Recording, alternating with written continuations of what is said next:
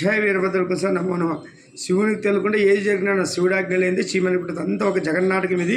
తర్వాత కలి ప్రభావం ఇప్పుడు ఎక్కువ ఉంది కదా, దీనివల్ల మనుషులు ఎక్కువ మద్యము, అబద్ధాలు ఆడము, దొంగతనాలు, హత్యలు, వ్యభిచారాలు ఇవన్నీ విచ్చిలుడిగా పెరిగిపోతాయి ఇంకా రాను రాను. కానీ దీని నుంచి తప్పించడానికి వీరభద్ర స్వామి వచ్చినాడు, హెచ్చరికలు చేస్తున్నాడు.